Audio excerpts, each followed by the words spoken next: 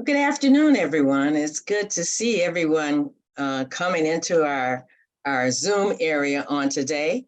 On behalf of the Catholic Prison Ministry Coalition, I am Kimberly Limore on the Executive Steering Committee of the CPMC, and we welcome you to our monthly town hall meeting. We are so excited today to have Jeff Carney, who is from the Franklin Covey organization. And I'll tell you a little more about him in a bit. As always, we invite you, if you have any questions, to put them in the chat so that we can address them towards the end of our conversation on today. We want to give Mr. Carney as much time as he needs to be able to share his informative program that he has for those that are incarcerated, as well as those who work in that area. So as always, we will begin with a prayer and then continue on. I'll introduce Jeff and we'll go on with our conversation. So let us place ourselves in the presence of God. I have a prayer for the incarcerated, but we can always include those who work with the incarcerated. In the name of the Father, and the Son, and the Holy Spirit. Good and gracious God, we lift to you those who are incarcerated and their families. Fill them with your presence, letting them know that you will never leave them nor forsake them, no matter what they have done. Lead them to turn to you in full surrender, by confessing to you their sins and placing it all on the altar of forgiveness. Because we know that as far as the east is from the west, you have forgiven us. Send a wave of forgiveness over them, ensuring them that you are with them.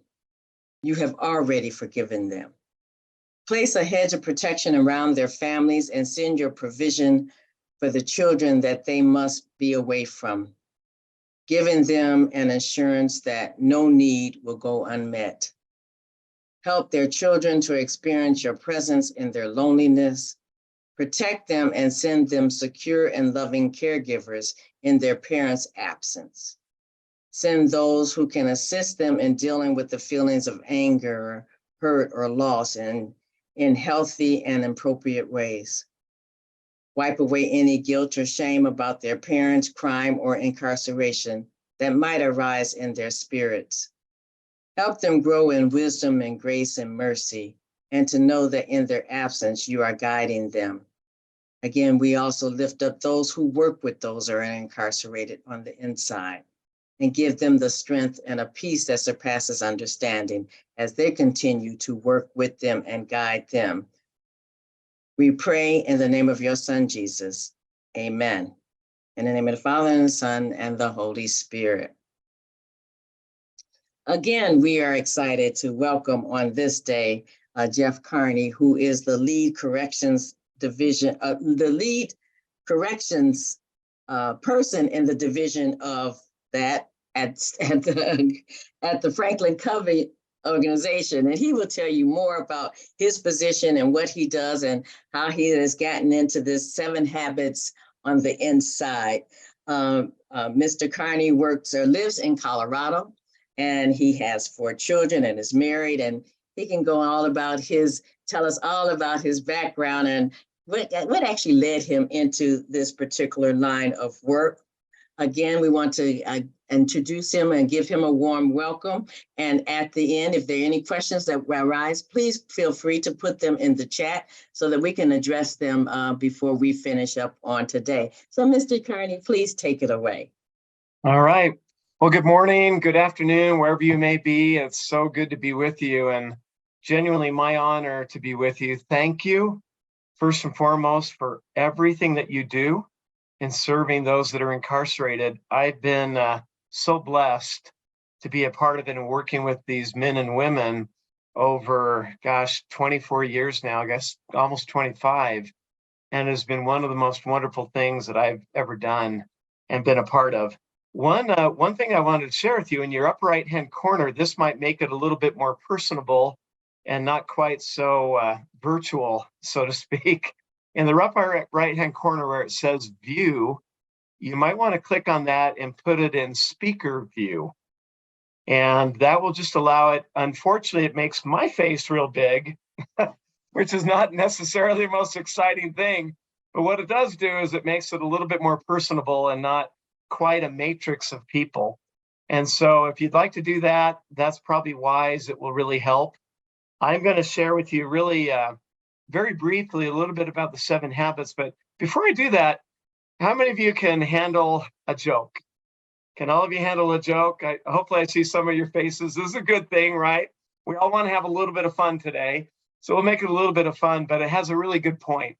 There happened to be an older couple. Their names were Marion and Vivian. And lo and behold, Marion was really frustrated with Vivian because he felt like she couldn't hear anymore and that her hearing had gone down so dramatically, but he could not convince her to go in and just get her hearing checked. She refused to do it.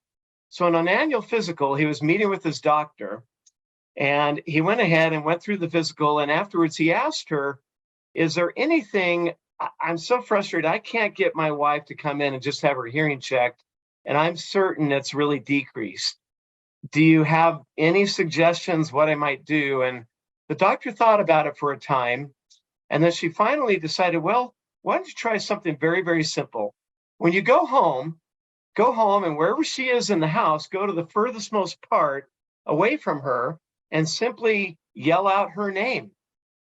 And then if she doesn't answer, we'll come in a little bit closer within the home and call it out again. And if she doesn't answer, come a little closer. So we thought, yeah, that's easy enough. I'll go home, give it a go. So he goes home, and Vivian happens to be in the kitchen. And she's preparing something, and he says, this is my chance. So he goes to the far back bedroom, and he yells out, Vivian! Well, there's no answer, none whatsoever.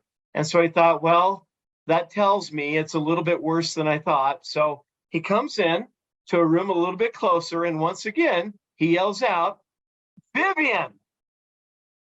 Once again, there's no answer. So then he realized it really is bad. So he comes into the room adjacent to the kitchen, and he yells it out one more time, Vivian! Vivian comes into the room, and she says one thing, what is it, Marion? I've answered you 3 times. Did you get that? Now, some of you might get that in a couple minutes, but the reason I share that is a very, very simple reason. The 7 habits, the real person who had the problem was who? It was Marion, right? It wasn't Vivian, it was Marion. And so often we're the same way. We want to cast blame and cast the eye, or basically before we remove the mote from our own eyes, we always are trying to remove it from someone else. But the 7 habits is really just this. It's from the inside out. And as all of you know, I mean, being within CPMC, you know that true change really only comes from the inside, from ourselves. And the greatest change really comes within our hearts, as we draw closer to God, to Christ, and so forth. And so the 7 habits is really just that. It is from the inside out.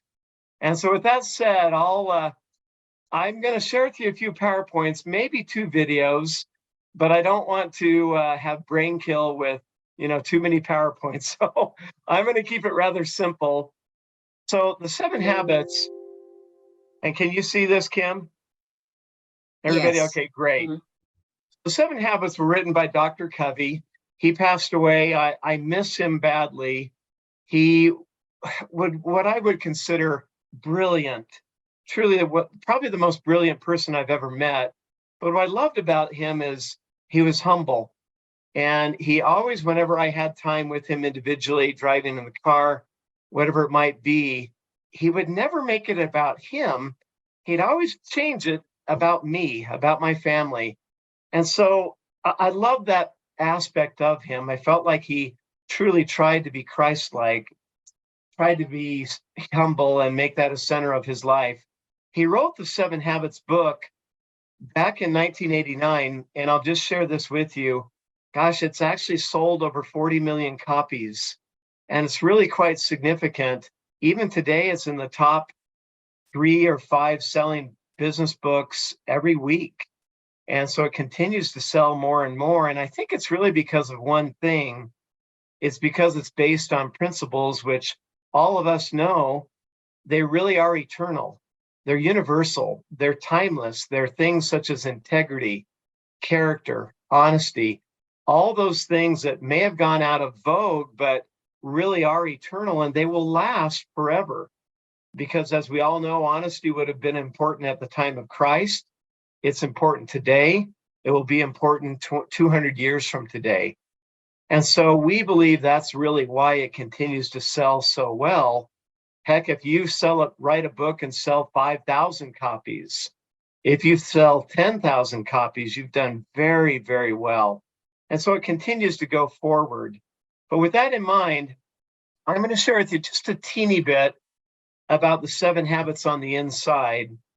We developed it, and I really have to give credit to the inmates who we first worked with. And it was back in 1998, and to another individual named Jerry Gasco. And Jerry was a faithful member. He was one that really cared about all people. He was the warden at Fort Leavenworth, and then he became the director of prisons within Colorado. And so we've been really running the 7 habits on the inside, trying to branch it out at prisons throughout the United States and worldwide. It is what they call an evidence-based program. And I'll share with you a couple statistics in a moment. We believe they've trained somewhere between 40,000 and 50,000 offenders or inmates, men and women that have gone through the program, and thousands of staff. So I'll just share one other quick couple statistics. We have a graduation rate of about 98%, which is actually really significant. And the reason being is this: they can't just show up and expect to graduate. They can't show up and just expect to get good time or a certificate. They have to earn it. We really believe that they've got to work for it so that they value it.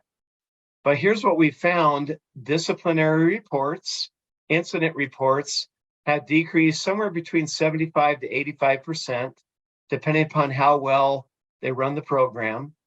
And then recidivism, it has dropped down from the 50% range, which is where really most prison systems and most prisons are, down to about 8%, 8 to 9%. So, it's not perfect. It's not the gospel, but it is something that has a major impact on them. And really, more importantly, we found that it changes the prison culture, the jail culture, so that it impacts both staff and inmates. It really just makes it safer. So I really want to share with you just a little bit about it. And it's really this: as you look at it, I'll come back here. A lot of people, when they come and they talk about the 7 habits, they often refer to it as the 7 habits of highly successful people. But as you know, when you think about success, and if you'd like to put this in the chat, it would be wonderful. What do you think when we say success? What often comes to mind? If any of you would like to share that. I mean, here in America, we definitely have a few thoughts regarding success, but what would you think? Any ideas, anything you want to share in the chat? Or even if you'd like to come off mute. Yeah, business, no doubt. Thank you, James. What else? Making a difference. That would be my definition as well. In America, we often think of it as things. For example, we might think of it as wealth. We might think of it as a job title. We might think of it as where we live, the type of car we drive, and all of those things are just that. They are things. Those are all about having things. But we don't believe that at all. We believe in effectiveness. It's really the 7 habits of highly effective people. And effectiveness is really simply one thing. It's about becoming. It's about being. It has nothing to do with having things. It's like the old adage. I mean, many of you have probably heard, I've never seen a hearse with luggage racks. When we go to the other side, we're not going to be able to take anything with us except our character, our spirit, who we are. And that's really where we're going. We define effectiveness as being really getting the results you want today in such a way that you can get those same results and even better results in the future. So to make it really brief, and I don't want to just be a talking head, I'll share with you a little bit what the 7 habits are. But first, before we do this, I'd like to share with you a video, and it's called Roots of Effectiveness. And it really is kind of a glimpse of where the 7 habits came from. But here's what I'd like to ask you, all of you, if you would, in joining me. I'd like you to look for the 2 ethics that Dr. Covey discovered as he was reading thousands of books and really discovered the 7 habits. Look for those 2 ethics, and then I'm going to go out of the PowerPoints, and I'd love for you to tell me, where are we today?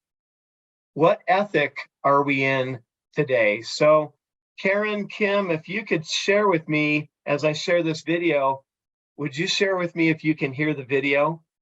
If you can hear the sound? That would be wonderful. And if Karen or Kim, if you would simply say, yes, we can hear it, that would be great. Okay, here we go. This is Roots of Effectiveness. Yes, we can hear it. Wonderful.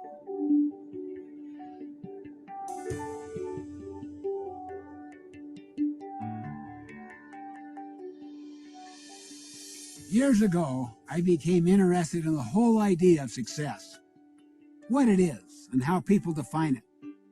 I got so involved in the question that I studied 200 years of popular success literature, looking for the wisdom from the generations that came before. I literally looked at hundreds of books, articles, bibliographies, and discovered a very troubling pattern. For the first 150 years, the literature focused almost entirely on character, on what we might call the character ethic, on how to develop attributes such as integrity, fidelity, courage, compassion, contribution, responsibility, justice. And then the emphasis gradually shifted away from the character ethic into what we might call the personality ethic, which focuses more on techniques than on principles. In other words, how to look successful on the outside with no real attention to what's happening on the inside. People who live by the personality ethic, with its focus on externals and techniques and image, are like trees with shallow roots. The tree may look fine for a time, but it cannot stand up against the wind and the rain. By contrast, people who live by the character ethic have strong roots, deep roots. They withstand the stresses of life, and they keep growing and progressing. The 7 habits is about developing from the inside out instead of from the outside in. By that I mean we give our first energies to our own character development, which is often invisible to others. As we cultivate the roots, we will begin to see the fruits.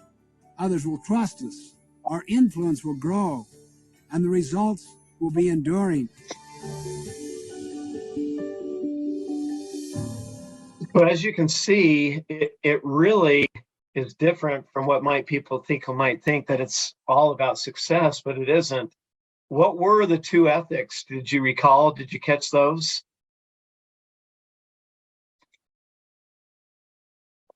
Anybody want to come off mute? Character. Right, character. They're really the roots of everything. But then what happened in the 1920s and 1930s, he mentioned that gradual shift that began to happen into what we would call the personality ethic. And as you look about the personality ethic, it's all about show.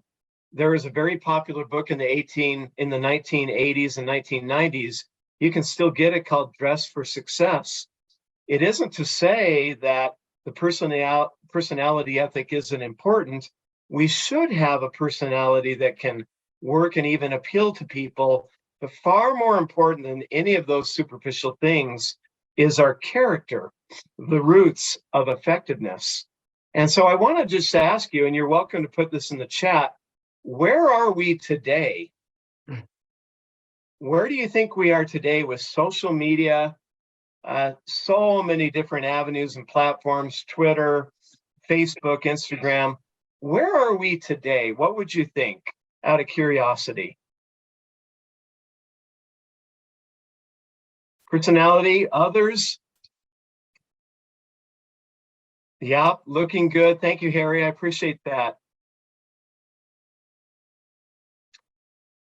All about looks, trying to belong. Boy, that is so true. And we often, it's interesting, I just finished writing the book, The 7 Habits on the Inside, and it'll be published soon. One thing that I found so interestingly about this whole social media, a couple things was this. Many of you know Eleanor Roosevelt, or have obviously heard of Eleanor Roosevelt.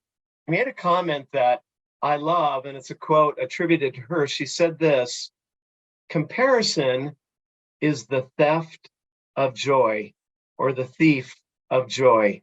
And I thought, as you get into, all this personality ethic with social media, we get caught into the trap of comparison, and it really does rob our joy.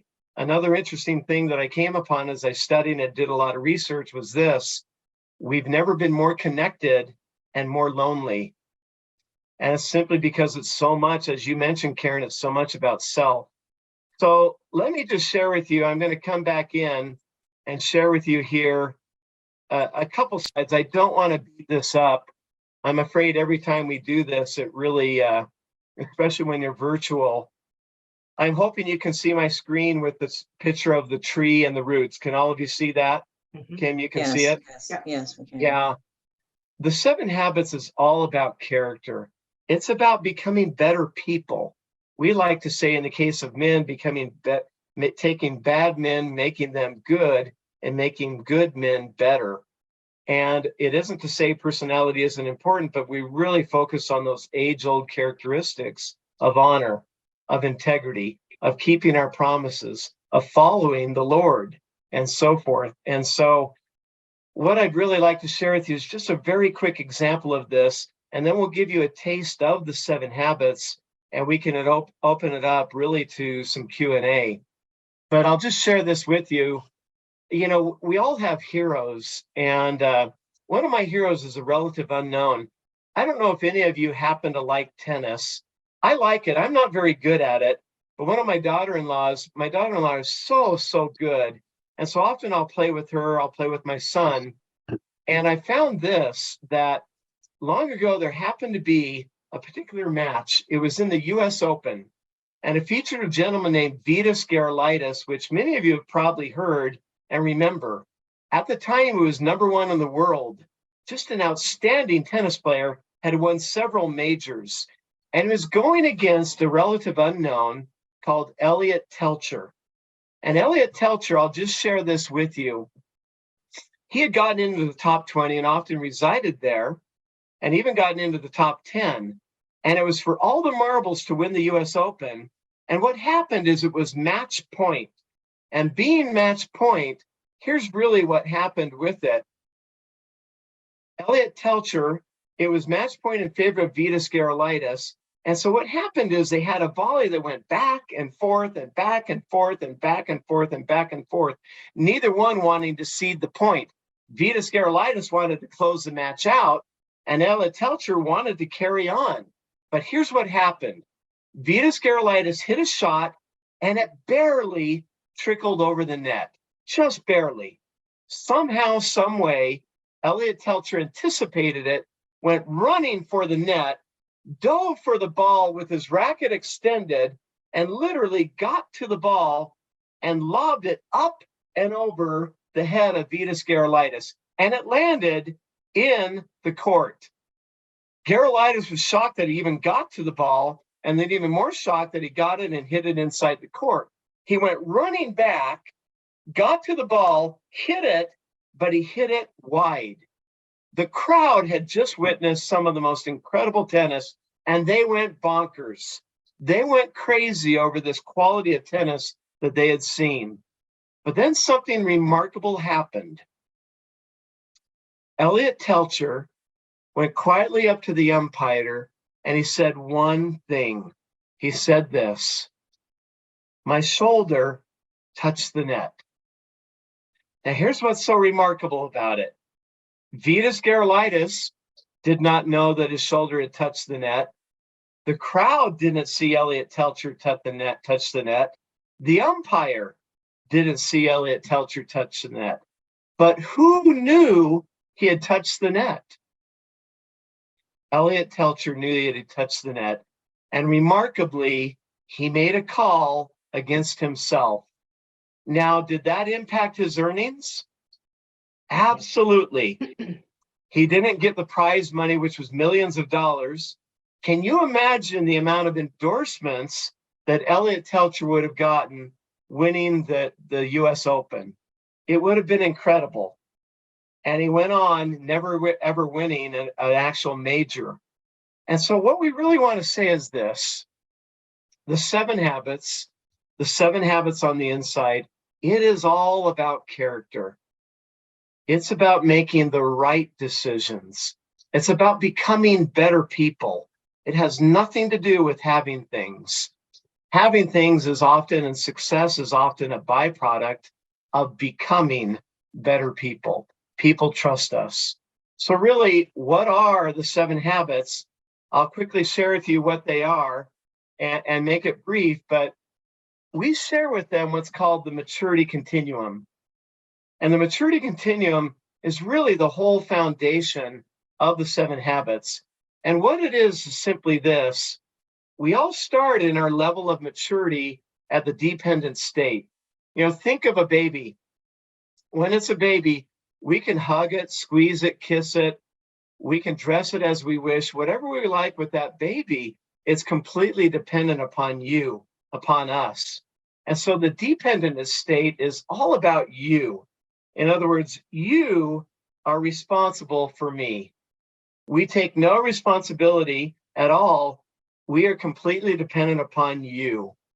And so sadly, what we found, particularly within prisons, and you know this, all of you know this, is so many are fully grown.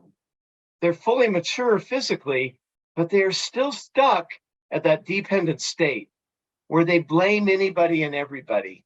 Our task is to take them from the dependent state to the independent state, and ultimately to the interdependent state. But before we get there, before we move from that dependent state where it's all about you, you are responsible, not me, we have 3 habits that we really focus on. And I'll just touch on them very, very briefly to give you a taste.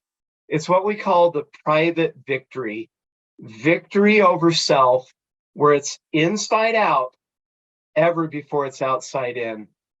And the first habit 1, is be proactive. The principle behind be proactive is very, very simple. It's responsibility. In other words, it's taking responsibility for what we've done, where we're going, who we are, and who we want to become. And so often with the inmates, as all of you know, they're stuck at that dependent state, and they blame the arresting officer, they blame the judge, they blame the warden, they blame their case manager, they blame the chaplains, they blame their upbringing, they blame their socioeconomic upbringing, anybody and everybody, but who? Themselves. And so we really focus quite heavily on habit 1, where it's all about responsibility. But we say it a little bit differently, and it's really this: it's response ability. In other words, regardless of the situation, whether you're in prison, whether you were a Nazi prisoner of war, whatever it might be, you have the ability to choose your response. We all have stimulus and response, and unfortunately, so often stimulus and response are colliding like this. If you can see my hands, they are often colliding, and we get a stimulus, whether it's something negative in our marriage, something negative in our families, at work, wherever it may be, and they collide, and we respond like that. Instead of taking a gap and creating a gap where we can choose our response. That is what we call response ability. We just have to create that gap. And so we really harp on that and teach that fully with the inmates. Habit 2 is begin with the end in mind. It's the habit of vision. It's really this: how you see yourselves determines what you do, and what you do determines what you get.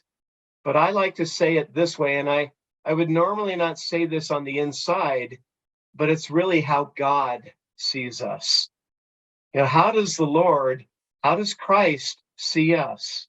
And Kim, I so appreciate your prayer, because here's my own personal bias.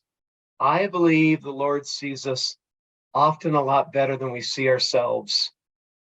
In working with these inmates, I find that they beat themselves up, and because of what they've done.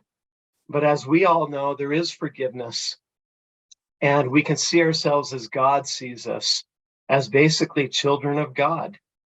And so we try to give them, and they'll often get to know me, that this is really how they can see themselves in a whole nother light, and it changes everything. Well, habit 3 is put first things first. It's really just a habit of focus. Are you focusing on your highest priorities? This day, this week, what are our highest priorities? And that hopefully brings us to the state of independence, where it is a wonderful state where we take responsibility. The problem with the independent state is this: there's one simple problem. It's what we call the silo effect. And it's really just this: you're really good at playing by yourself, but you don't play well in the sandbox with others. You're a silo unto yourselves. You hoard your information. You don't share. You don't compart. You don't really try to be a team player. And so we find this so often in work and in corporations, and even in the prison. They hoard information. They don't play well in the sandbox together. And so there's 3 more habits on our quest to move up to the interdependent state. Habit 4 is really this: it's think win-win. In other words, I want you to win as much as I want to win myself. I want to be abundant and not scarce. In other words, there's an abundance of pie. There's plenty of pie for all of us, and not just for one. And there's ways to be creative where I can care about you and have mutual benefit, where it's not just selfishness. But once we get that mastered, or begin to think differently, to think win-win, we move up to habit 5, which is seek first to understand, then to be understood. And it's really just this: it's mutual understanding. It's listening first before ever seeking to be understood. One of our greatest needs, and Dr. Covey said this, which has made me often deeply think, one of the highest needs we have in life is to be understood. And so I like to think of it simply as how we're designed, how we're created.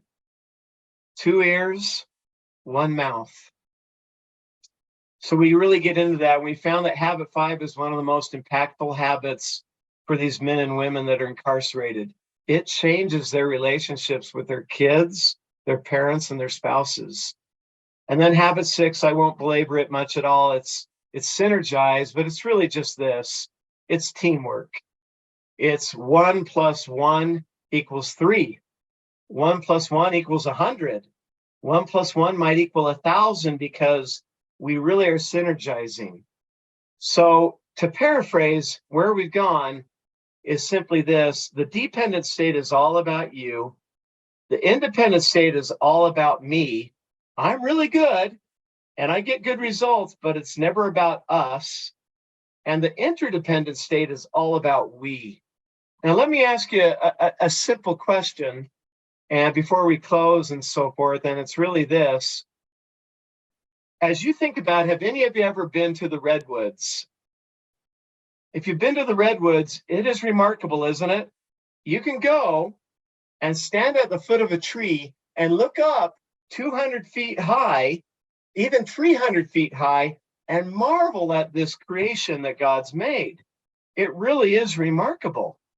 And then you wonder, how in the world do these trees stand?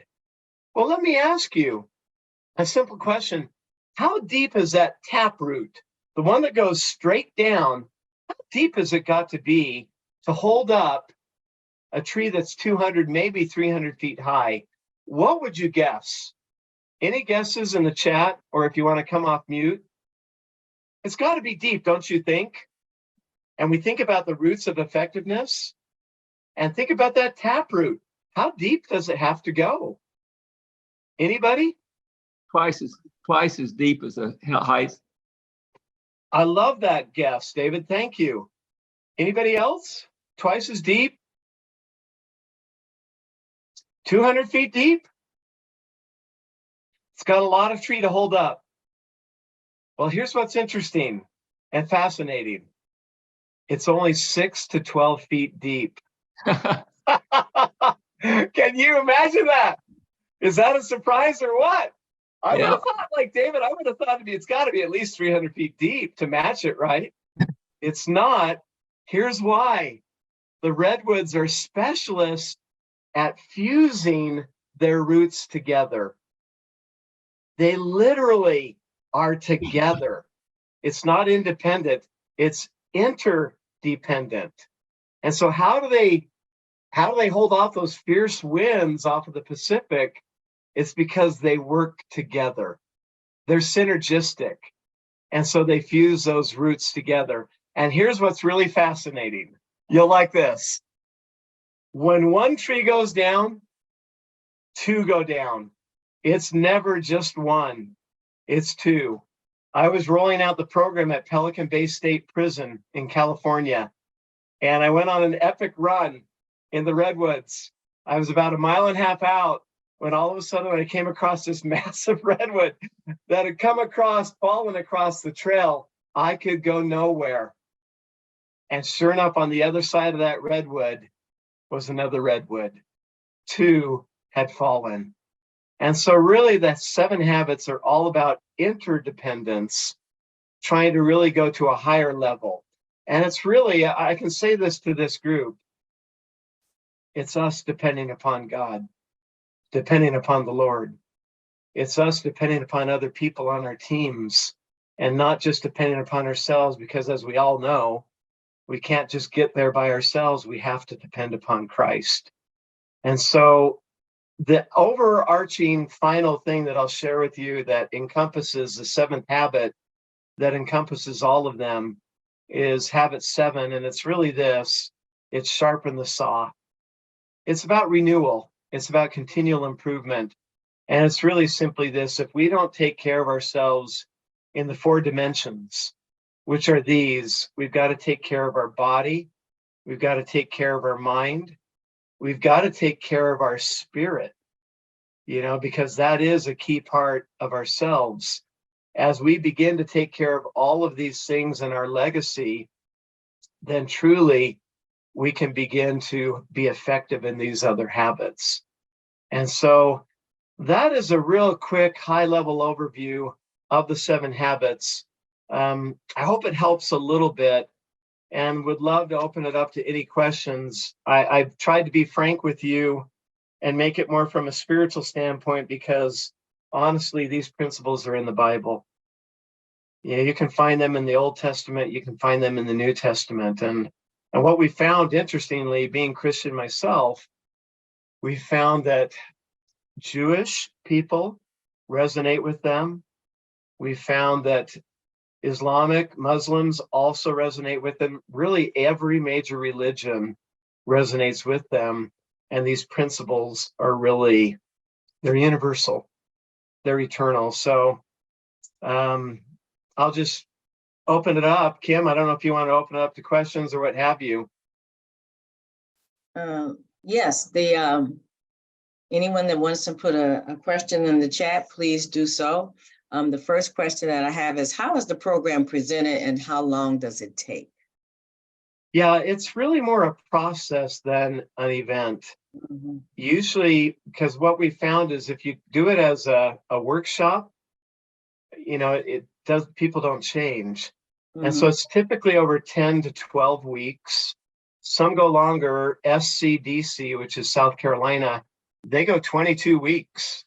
Mm. And, we don't always recommend that, but you have so much content, you could easily go 16 weeks, but most end up going 12 weeks. David, I see that question too. Yeah, can you train us to lead this program in prison? Yes, we can. How we do that, to give you a feel for it, when I go in, for example, I'll be going to California in a couple weeks. The first 2 days are pure training in the 7 habits. In other words, sharing it with you so you get a glimpse of it. So you feel it, so you see it. And then the last 2 days are train the trainer, or the last 1 day. The third day is train the trainer. So it's really certification where you become certified to implement it and to train it within the prison. Lately, because everybody is so short-staffed, we've been certifying a lot of inmates to teach it and train it. Mm. And that's been really very, very powerful. But yeah, typically it's a 3 to 4 day experience getting you up to par and doing it. Yeah. Oh, David, that's so good to hear at Folsom. Within Folsom, we rolled it out about 4 years ago, and it is being run there at Folsom. And now they're trying to roll it out to another 10 prisons. Yeah, that's a real good question too. How open, or Cam, I don't know if you're reading No, these yeah, as yeah, well. yeah. You can go on, read it. Go on. Okay. Mhm. When you mentioned how open are prison staffs to get the training, that is a really interesting question, because here's what we found. The inmates, the moment we roll it out, there becomes a 200-person waiting list. And I think it's just because the job is so hard. With staff, they're far more cynical. They're Mm. far more skeptical. And so it usually starts small and then it begins to mushroom. It's just the nature, they have the hardest job in the world, and they deserve our kudos, our accolades, because I care about them. I've grown to love them, but they come into it skeptical. Mhm. And then it begins to flourish and you get waiting lists. Yeah, I think it's more like word of mouth. People hear how effective it is, and then they try to, they want to, kind of get that training also. Right. Couple of questions that was directed to me for you is, how do you interface the population with the correctional officers? Yeah, it's really interesting. What we do is we usually have an inmate track, and sometimes they're called offenders, sometimes they're called returning citizens. It varies all over the place. And then we have a staff track. And so you've got 2 different tracks moving at the same time. And why that's so key is if they're speaking different languages, they're never on the same page. I went back to a prison in Colorado to work with the inmates, and I asked how it was going, and the inmate said, "It's going great, we love it, but we've got a problem." And he described for me what happened, and he said this: I went back to my cell after work, and they were shaking down my cell. I said, that's no big deal, that's happened many times, but it's how they did it and the attitude in which they did it. And after it was over, he turned to the officer, the CO, and he said this: "Is there any way we can create a win-win?"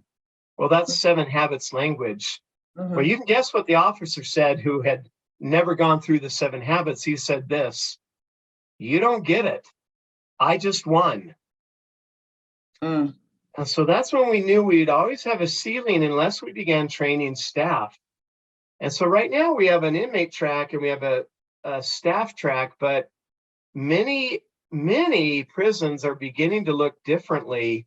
And they've been some courageous ones where they've been doing blended tracks. Mhm. And they go into it scared, because they are at odds with each other all the time. But that's where you really begin to get cultural change. Mm. But we don't recommend that up front.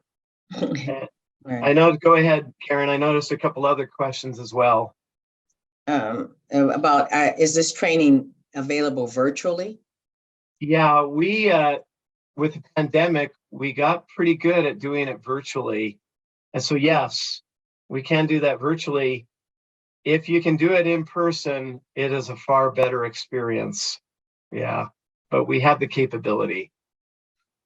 Now, when you have in person, is it in person at the prison, or in person like somewhere in where you're located in Colorado? Or Yeah, we usually go to them.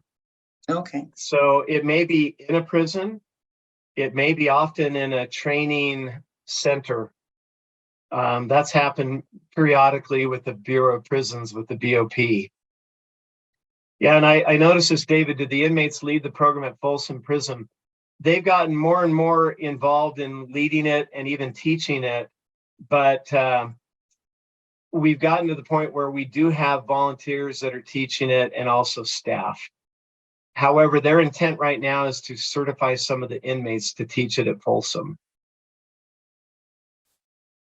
Another question that came up is, what resources for this program are available? Yes, or maybe even needed? I wish I could say it was free. Franklin Covey is for profit, but we try to keep it as cheaply as possible. And so they do end up paying for intellectual property rights. But we also provide them with a customized 7 Habits participant guidebook that was written by inmates for inmates. It's somewhat similar to the staff guidebook as well, so that's not too hard to learn both. But we give them the intellectual property rights for the participant guidebook. For a facilitator guidebook, you'll have a facilitator guidebook, and that'll share with you everything you need to say and help prepare you. We also give them all of the program videos. There's like 35 videos. And if you're familiar with Franklin Covey, we produce just phenomenal videos, award-winning videos. And then we also share with them all the PowerPoints, some of the ones that I just shared with you for each habit. And so we really set them up for success, where you have every tool you need to be successful, and even a guide as to how to run the program. Okay, and then tell us about your book, Jeff, that's coming out. Oh, yeah. Well, thank you for even asking. Karen, thank you. I see that there. Yeah, it's called The 7 Habits on the Inside. We have one right now that's a teeny little booklet, and it's terrible. It shares some of the things that have happened, some of the case studies. But this is a book that I largely wrote it truthfully, but I have the voice of many, many inmates in it. And so you'll hear their voice and how the 7 Habits has transformed their lives. And so I'm excited. It should be out in the fall. There's always challenges publishing things, but yeah. And then the gangs, I see that question as well. I'll share this with you regarding the gangs. The very first program we did, Jerry Gasco was the director of prisons for Colorado.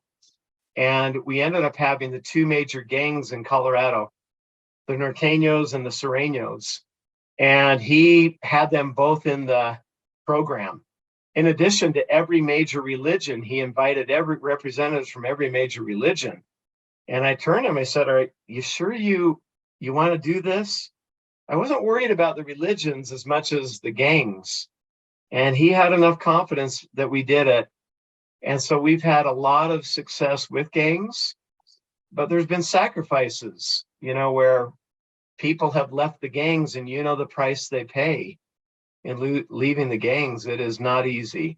So I don't want to paint a picture that it's easy. It isn't.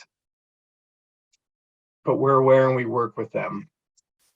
Yeah, exactly. Well, actually, when I look at this and heard you speaking, this is really information that we can use for our own self-improvement or effectiveness. So I thank you for sharing all of this, Jeff. It's a wonderful program, and like it's not necessarily program, process. It's a wonderful process that we all are trying to enhance or become better in our character as we present to the world, especially those that are in ministry.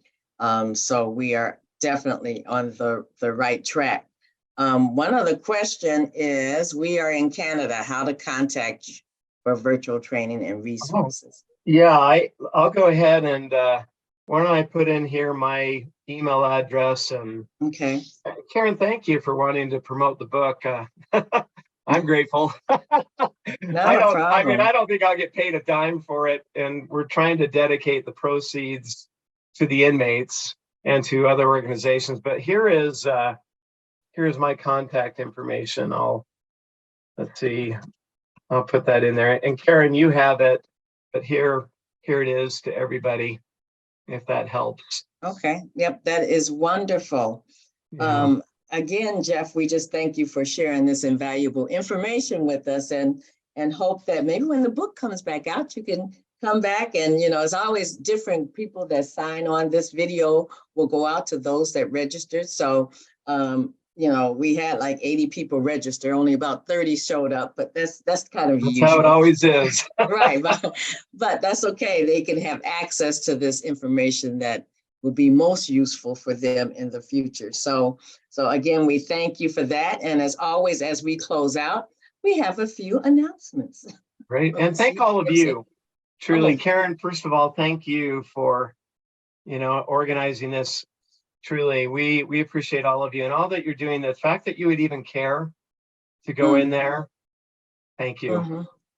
Yeah, there's a lot of people that have that calling on their heart to try to help those that are on the inside to, come out and be better people instead of having to go back into the system. So it's amazing. And that's what CPMC does. We offer resources to those who are ministering in those areas, so that they can have the resources they need to go in and be effective ministers, whether they're chaplaincy or jail prison ministries or whatever. So it's most helpful to be able to offer these resources to them.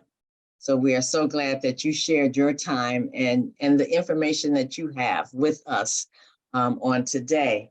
There was one other question asked before I do get into the announcements, and Cara put them up. It says, tell us about your successful states that you've implemented this program in. Yeah, there's many states. Some have implemented it in every prison. Others are here or there, a little here, a little there, a little, that kind of thing. Colorado, we are in every prison within it. California is just beginning, but Folsom runs it, love it, and they're so enthused with it in Pelican Bay that they now want to implement it in 10 more prisons. Florida is another one where we just implemented it in 5 prisons, and now they're going to roll it out to another 5. I go there in June. Okay. And South Carolina, a lot of success there. Within the Bureau of Prisons, Nebraska, I think we're in every prison there. And then the Bureau of Prisons, many complexes and individual prisons within that. So the United States Disciplinary Barracks in Fort Leavenworth, they run it, as well as the Joint Regional, I forgot the full name of it, but yeah. So we're in some military prisons as well. Yeah. Oh, great. Consolidated Briggs. Mm-hmm. Yeah, I don't know if we have any in Illinois. I know usually the Covey House Ministry here at 26 in California prison in Chicago, they're usually on. So if not, I will definitely share this with them so that they can. We have tried with Illinois and gotten absolutely nowhere. Really? And so yeah, but we do just have to pass this on then. Yeah, we do have a program where if it's a large system, and there's potential there, where we will literally implement it within a prison and free of charge. And so they can evaluate it, see if it works. That's what we did in California at Folsom and in Florida. And, obviously it's partly selfish because Franklin Covey wants to grow it. But, I just want to make a difference. And so if that will work, we'll do it. But we would have a few requirements if they decide to do that. Oh, okay. And I think this would be good in even the juvenile systems as they're coming up, to We've had really help success there. them, get out of this whole prison environment. So yes, Right. definitely. Again, thank you, Jeff, for all this information. And we are so glad that you decided to join us and be a part of this discussion today. Thank you, everyone.